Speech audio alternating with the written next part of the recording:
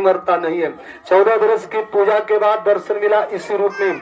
आवाज आई, हरिंदर बाबू तेरी भक्ति से प्रसन्न हो, आज कुछ मांग लो।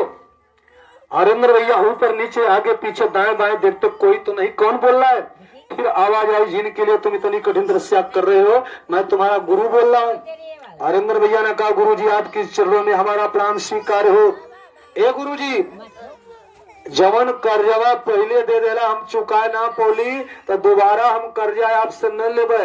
तनी ई बतावा लोगन की भगवान हमन के कर्ज के रूप में का देले हम आ कर्जा देवे वाला भुला जाए लेकिन लेवे वाला तब बतावा भगवान कर्ज के रूप में का देले हम।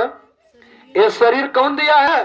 जिस कार्य के लिए दिए थे कार्य कर नहीं पाए, जो वाणी बोलने के लिए थे वाणी नहीं बोल पाए, अपने मन की परेशानी हरानी झेलने का कारण बना ली हम लोग। तो मनमानी से परेशानी से जीवन नहीं